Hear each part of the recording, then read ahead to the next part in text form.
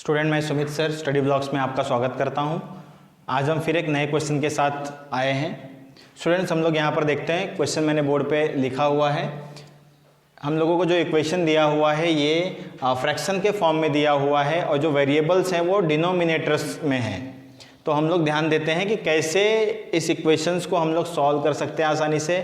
हमारे दिमाग में ये आता होगा कि अगर ये लीनियर इक्वेशन इन 2 वेरिएबल्स होता तो हम इसे आसानी से कर सकते हैं। तो अब सबसे पहले इस क्वेश्चन को हम लोग लीनियर इक्वेशन इन 2 वेरिएबल्स में कन्वर्ट करेंगे। कन्वर्ट करने के बाद इसे हम सॉल्व करेंगे। ध्यान से देखते हैं स्टूडेंट्स, ये इक्वेशन नंबर फर्स्ट है और ये इक्वेशन नंबर सेकंड है।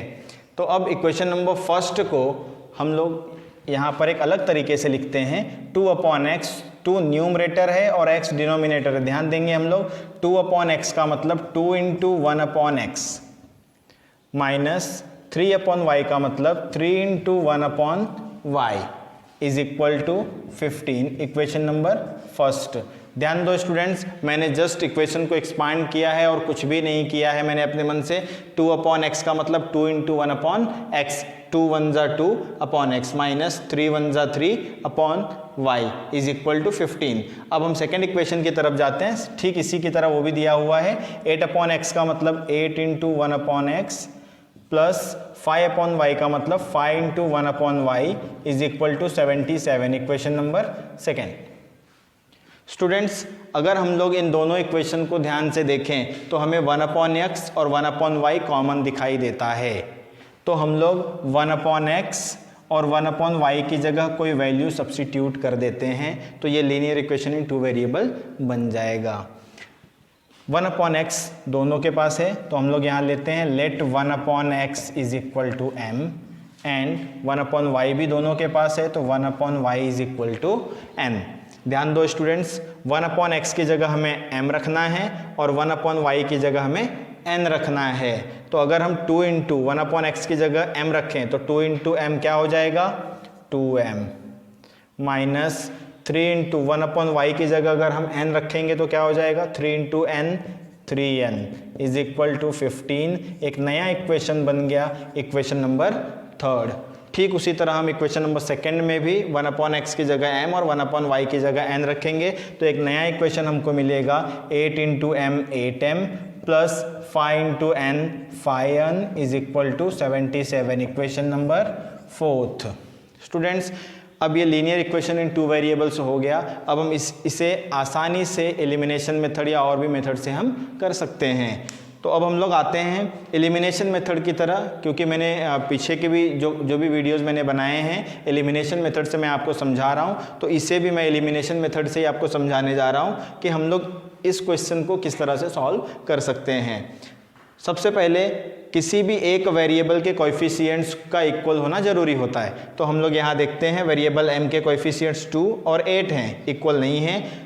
सेकेंड साइड वेरिएबल n के कोएफिशिएंट्स 3 और 5 ये भी इक्वल नहीं हैं। तो सबसे पहले हमें किसी भी एक वेरिएबल के कोएफिशिएंट को इक्वल करना होता है स्टूडेंट्स।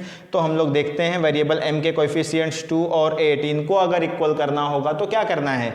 तो 2 और 8 का सबसे पहले हमें एलसीएम निकालना होगा। 2 और 8 का एलसीएम 8 होता है। 2 4 जा 8, 8 1 जा 8।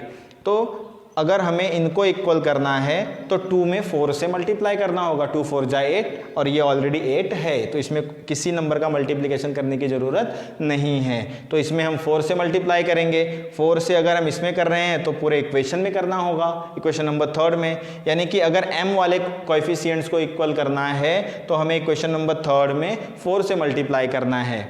और अगर हम n वाले को इक्वल करने जा रहे हैं तो 3 और 5 का एलसीएम हम निकालेंगे, वो 15 होता है। तो 3 को 15 में कन्वर्ट करने के लिए 5 से मल्टीप्लाई करना होगा और 5 को 15 में कन्वर्ट करने के लिए 3 से मल्टीप्लाई करना होगा। यानी कि 3 5 जा 15, 5 3 जा 15। ध्यान दो स्टूडेंट्स, अगर हम वेरिएबल m के कोएफिशिएंट्स को इक्वल करने जा रहे थे तो ओनली इक्वेशन नंबर 3 में हमें 4 से मल्टीप्लाई करना था। और अगर हम वेरिएबल n के कोएफिशिएंट्स को इक्वल करने जा रहे हैं तो दोनों इक्वेशन में थर्ड वाले में 5 से और फोर्थ वाले इक्वेशन में 3 से, यानी कि दोनों इक्वेशन में हमें मल्टीप्लिकेशन करना है। तो इजी ये होगा कि हम लोग वेरिएबल m के कोएफिशिएंट्स को इक्वल करें। तो वेरिएबल m के कोएफिशिएंट्स को इक्वल करने के लिए इक्वेशन नंबर थर्ड में 4 से मल्टीप्लाई करना है। तो multiplying by 4 in equation third equation में 4 से हम मल्टीप्लाई करने जा रहे हैं, that is 4 into 2m minus 4 into 3n is equal to 4 into 15। अगर हम देखेंगे तो 4 2 ज़ा 8m माइनस 4 3 ज़ा 12n is equal to 4 into 15, 15 4 ज़ा 60। एक नया इक्वेशन बनता है, इक्वेशन नंबर 5। स्टूडेंट्स, हम लोगों ने इक्वेशन नंबर 3 को 5 में कन्वर्ट किया। अब हम इक्वेशन 4 और 5 को देखेंगे। 8m, यहाँ भी 8m हमको दिखाई दे रहा है, दोनों का साइन भी पॉजिटिव है यानी कि इक्वल है, तो कैंसिल करने के लिए, एलिमिनेट करने के लिए हम सब्ट्रैक्ट करेंगे। तो सब्ट्रैक्ट करते हैं, subtracting equation 5 from equation 4th। 5th वाले इक्वेशन को हम 4th वाले इक्वेशन से सब्ट्रैक्ट करने जा रहे हैं। मैं यहाँ लिखता हूँ आगे। स्टूडेंट ध्यान से देखो, subtracting equation 5th from equation number 4th, यानी कि इक्वेशन नंबर 5th को हम 4th से सब्ट्रैक्ट करेंगे तो इक्वेशन 5th नीचे और 4th ऊपर होगा, यानी कि इस तरह 8m plus 5n is equal to 77। 8m minus 12n is equal to 60। Students, यहाँ मैंने सब्ट्रैक्ट का साइन लगाया। ध्यान दो, मैंने बताया था आपको कि जब हम किसी भी इक्वेशन को सब्ट्रैक्ट करने जाते हैं तो जो इक्वेशन नीचे होता है उसके पूरे साइन चेंज हो जाते हैं। तो ये प्लस में था माइनस, माइनस में था प्लस हो गया और प्लस में था माइनस हो गया। स्टूडेंट, ये कैंसिल हो जाएगा। 12n माइनस में था, हमने उसका साइन चेंज किया प्लस, तो अब इस साइन को इग्नोर करना है, हमें प्लस के साथ जाना है। दोनों प्लस में हैं तो 12 प्लस 5 करेंगे हम तो 17, 17n। 77 माइनस 60 करेंगे हम तो 17 हमें मिलेगा। 17n is equal to 17। So n का वैल्यू क्या मिलेगा स्टूडेंट? 17 डिवाइड बाई 17, 17 1 जा 17, n का वैल्यू हमें मिला 1।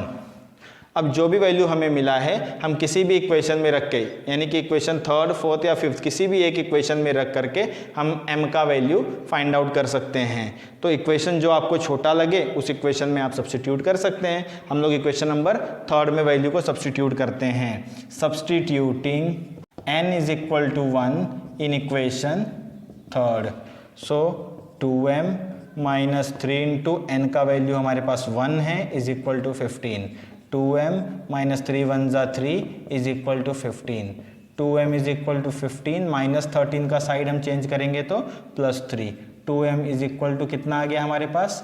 18। सो m का वैल्यू फाइंड आउट करना है तो 18 डिवाइड बाई 2, 2 का हम साइड चेंज किए, 2 1 जा 2, 2 9 जा 18।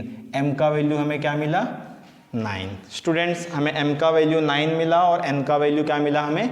1। लेकिन अगर हम क्वेश्चन देखेंगे तो हमें वेरिएबल x और y दिया था, तो हमें x और y वेरिएबल का वैल्यू फाइंड आउट करना है। हमारे पास m का और n का वैल्यू आया है, तो अब हम फिर से रीसब्स्टिट्यूट करेंगे। हमने जिसकी जगह पर m और n रखा है हम रीसब्स्टिट्यूट करेंगे। हमने m किसकी जगह पे सब्स्टिट्यूट किया था? 1/x की जगह पे। n किसकी जगह पर सब्स्टिट्यूट किया था? 1/y की जगह। तो रीसब्स्टिट्यूटिंग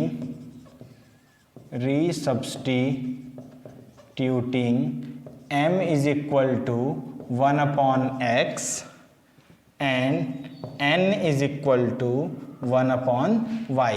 हमने जिसकी जगह पर सब्स्टिट्यूट किया था हम फिर से वो वैल्यू रीसब्स्टिट्यूट करने जा रहे हैं, यानी कि m किसकी जगह पर? 1/x, n किसकी जगह पर? 1/y। स्टूडेंट्स, अगर हम ध्यान से देखेंगे तो m का वैल्यू क्या आया है? 9 आया है। n का वैल्यू क्या आया है? 1 आया है। तो m का वैल्यू 9 आया है, तो सबसे पहले हम लोग m की जगह क्या सब्स्टिट्यूट करने जा रहे हैं? 1/x। तो 1/x इज इक्वल टू क्या मिलेगा हमको? 9। एंड n की जगह पर ध्यान से देखो 1/y हम रखने जा रहे हैं, तो n की जगह पे हम रखेंगे 1/y is equal to 1। Students, 1/x is equal to 9 मिला हमें and 1/y is equal to 1। हमें x और y का वैल्यू फाइंड आउट करना है, तो अब हम लोग क्या करेंगे? Cross multiply. तो 9 का मल्टीप्लाई x में करेंगे तो क्या आ जाएगा? 9x is equal to 1। यहाँ ध्यान दो, डिनोमिनेटर नहीं दिया है, जहाँ डिनोमिनेटर नहीं दिया होता वहाँ डिनोमिनेटर 1 होता है, तो हम 1 से 1 में मल्टीप्लाई करेंगे तो 1 1 जा 1। एंड उसी तरह से यहाँ भी y 1 जा y इज इक्वल टू, यहाँ भी डिनोमिनेटर नहीं दिया है मतलब डिनोमिनेटर 1 होगा, तो 1 1 जा 1। Students, x is equal to 1/9 and y is equal to 1। x का वैल्यू हमें 1/9 मिला एंड y का वैल्यू हमें 1 मिला। आप आशा करता हूँ आप सभी लोगों को ये क्वेश्चन भी अच्छी तरीके से समझ में आया होगा। स्टूडेंट्स, हम लोग एक नए क्वेश्चन के साथ अगले वीडियो में फिर से मिलेंगे। वीडियो अगर आप लोगों को पसंद आया तो उसे लाइक करें, सब्सक्राइब करें और बेल आइकन दबाना ना भूलें और शेयर करें। Thank you. जय हिंद, जय भारत।